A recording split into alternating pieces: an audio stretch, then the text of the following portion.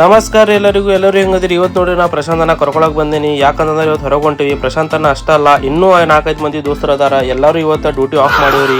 ಅದಕ್ಕಂತೇಳಿ ಇವತ್ತು ಹೊರಗೆ ಹೋಗೋ ಪ್ಲಾನ್ ಹಾಕಿವ್ರಿ. ಎಲ್ಲ ಭಾಂಡೆ ಸಾಮಾನು ತೊಗೊಂಡು ಹೊರಗೆ ಹೊಂಟಿವ್ರಿ. ಇಲ್ಲಿ ನೋಡ್ರಿ ರೋಡ್ ಸೀದಾ ಇರೋದಿಲ್ಲ. ಯಾಕಂದ್ರೆ ನಾವು ಹೋಗೋ ಪ್ಲೇಸ್ ಒಂದು ಸೀಕ್ರೆಟ್ ಪ್ಲೇಸ್.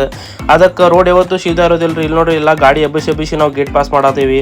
ಸೂರಜನದ ಗಾಡಿ ಪಾಸ್ ಮಾಡಿದ್ರಿ. ಆಮೇಲೆ ನಂದು ಗಾಡಿ ಬಾರಿ ಇತ್ತು. ನಂದು ಗಾಡಿ ತೊಗೊಂಡು ಎಲ್ಲರೂ ಪಾಸ್ ಮಾಡತ್ತಿದ್ವಿ. ಗಾಡಿ ಗರಮ್ ಆಗಿತ್ತು. ಇಂಜನ್ ಎಲ್ಲ ಹಂಗಿಂಗ್ ಮಾಡಿ ಲಾಸ್ಟಿಗೆ ಗಾಡಿ ಇಳಿಸಿ ಸಿದ್ದ ಒಳಗೆ ನಡೆದು ಬಿಟ್ಟಿವ್ರಿ. ಇಲ್ಲಿಂದ 6 ಕಿಲೋಮೀಟರ್ ಹೋಗ್ಬೇಕ್ರಿ. ಅದಕ್ಕಂತೇಳಿ ನಮ್ಗೆ ಗಾಡಿ ಇಂಪಾರ್ಟೆಂಟ್ ಇತ್ತು.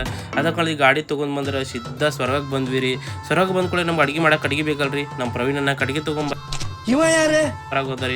ನಮ್ಮ ಸೂರಜನ ನೋಡಿದ್ರೆ ಅಲ್ಲಿ ಪ್ರೊಫೆಷನಲ್ ತರೀಕೆಲಿ ಉಳ್ಳಾಗಡ್ಡಿ ಕಟ್ ಮಾಡತ್ತಿದ್ದೀರಿ. ನಮ್ಮ ಸತ್ಯರಾಜ್ ಭಾಂಡೆಗೆ ಮೊಟ್ಟೆ ಹಚ್ಚತ್ತಿದ್ದಾರೆ. ಯಾಕಂತಂದ್ರೆ ಭಾಂಡೆ ಕರಿ ಆಗ್ಬಾರ್ದಲ್ರಿ ಒಲಿ ಮೇಲೆ, ಅದಕ್ಕಂತೇಳಿ. ಆಮೇಲೆ ನಮ್ಮ ಪ್ರೊಫೆಷನಲ್ ಕುಕ್ ಪ್ರಶಾಂತನ್ನ, ಯಾಕಂತಂದ್ರೆ ಇವರು ಒಂದು ಪ್ರೊಫೆಷನಲ್ ಕುಕ್ ರೀ ನಮ್ಗೆ.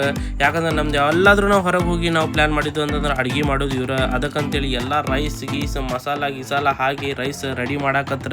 ರೈಸ್ ಮತ್ತು ಗ್ರೇವಿ ಮಾಡಾಕತ್ತೀವ್ರಿ ಇವತ್ತು. ಅವಾಗ ಮಟನ್ ಸೀನ್ ಎಂಜಾಯ್ ಮಾಡ್ರಿ. ಸ್ಪೀಕರ್ ಹಚ್ಚಿದ್ದೀವಿ. ಫುಲ್ ವೈಬ್ನಾಗ ನಾವು ರೈಸ್ ಗ್ರೇವಿ ರೆಡಿ ಮಾಡತ್ತಿದ್ದೀವಿ. ಹಂಗೆ ಹಿಂಗೆ ಮಾಡಿ ಕಷ್ಟಪಟ್ಟು ಎಲ್ಲರೂ ರೈಸ್ ರೆಡಿ ಮಾಡಿ ಎಲ್ಲರೂ ತಿಂದು ಸಿದ್ಧ ಮನೆಗೆ.